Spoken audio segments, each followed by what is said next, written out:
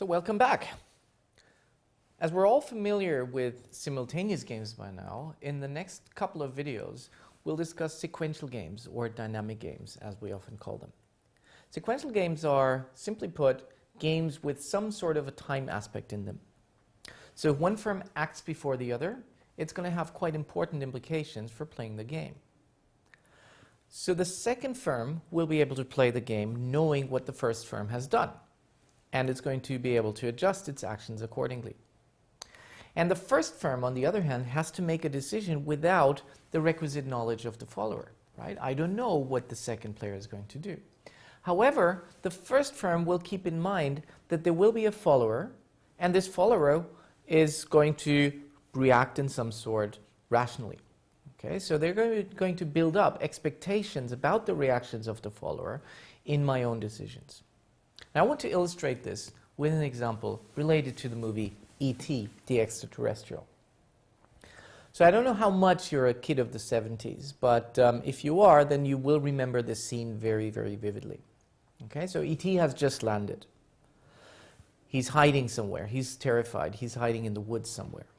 And there are a couple of kids, two kids, that see that something is out there in the woods. It's fairly close to their house, so they feel, well, you know, we want to make sure that we can find out what this person, what this animal might be.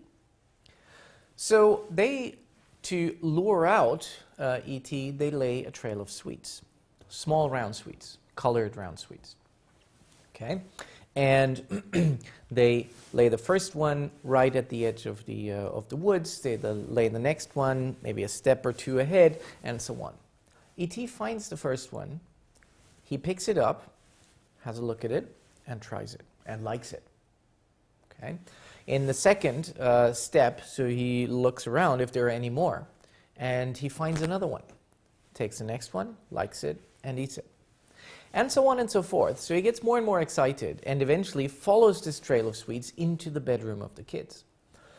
When he picks up the last piece of sweets, he picks it up, eats it, looks up because there are no more. The kids look up as well, and they start screaming, E.T. starts screaming, and chaos ensues.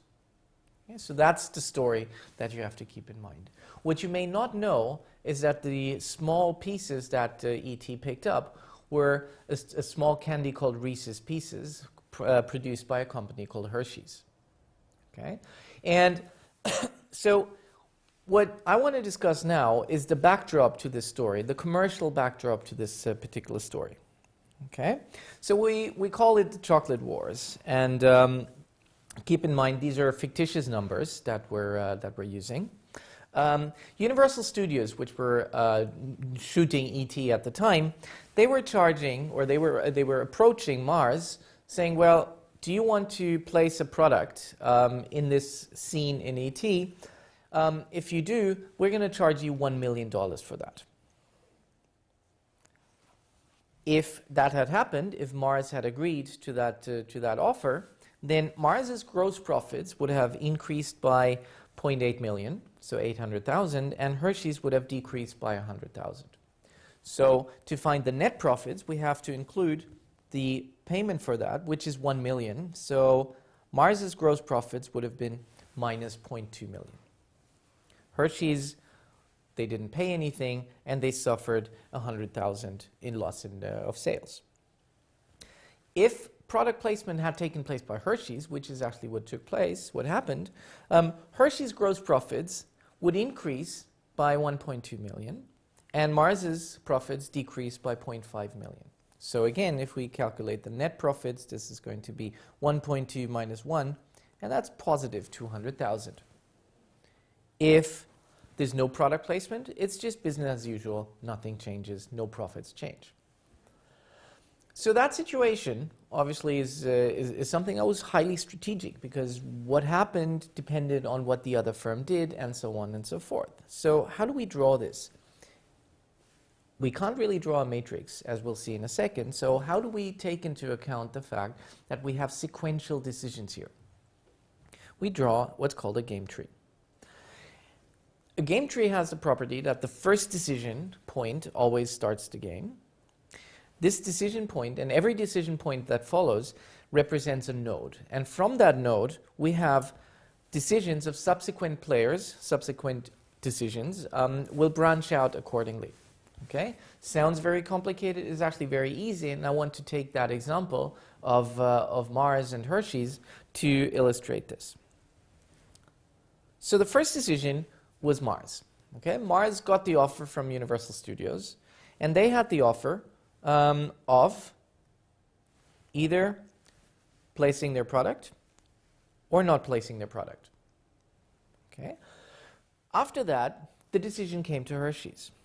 If product placement actually takes place, if Mars signs the contract, then Hershey's can't really do anything, right? So for them, it's just a question of maintaining the status quo. If Mars does not agree to the deal, then Hershey's again has the choice between choosing product placement, so signing the contract, or not. Okay? So that's the structure of the game. The next thing we need to know is what the payoffs are. So the payoffs if Mars signs and Hershey's doesn't get to sign are plus 800,000 minus 1 million. That's Mars's profits are going to be minus 0.2 million. Hershey's, as we saw, are going to be minus 0.1. If Mars doesn't sign, but Hershey's signs instead, then Mars is going to lose 500,000 and Hershey's is going to win 200,000. Their net profits are going to increase by 200,000. And if neither of them signs, they both get profits of 0. Okay, so that would be a structure that we can then go ahead and analyze, and we'll do that in the next video. But for now, what this is useful for is it can tell us something about a strategy. What do we need to know if we want to define a strategy of a game? So we sort of have an idea already, right? We have a working definition for this course, which was it's a player's plan of actions in a particular game. But we need to extend this because we need to take into account that these are actions for every possible circumstance of this game. Okay, so in the case of E.T. and Hershey's and Mars, we'll get to that later in an exercise. Let's now have a look at price setting. Okay, price setting. We have a sequential game where firm A first chooses a high or a low strategy, and then firm B chooses a high or a low strategy, depending on whether firm A has chosen high or low. So what are the possible strategies, the potential strategies for player B? Okay, we actually have 4 strategies for player B. So what are they? They are high if high and high if low.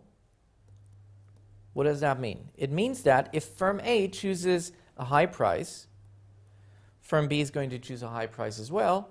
And if firm A chooses a low price, firm B is going to choose a high price again. So that's one strategy. What's the second strategy? Second strategy would be high if high and low if low. In that case, if firm A chooses high, firm B is going to choose high as well. If firm A chooses low, then firm B is going to choose low as well. Okay, and you can figure out what the other 2 strategies for player B are. Interestingly, if you compare this to firm A only has 2 strategies. They can either choose high or low. They can't make this dependent on what player B does because player B chooses later than player A. Okay? So in this short video, we've analyzed the product placement story of Mars and Hershey's as an example of a sequential game. We've drawn up a game tree and we've used it to systematically illustrate the competitive situation of Mars when they were offered the product placement deal. So in the following video, we'll try to use the game tree to help find the optimal strategy in a competitive situation. But please first do the in-video quiz. So we've learned in most cases firms can choose between different strategies. And so please now have a look at the following game tree and tick which strategies seem reasonable for firm B. Okay, and I'll see you in the next video.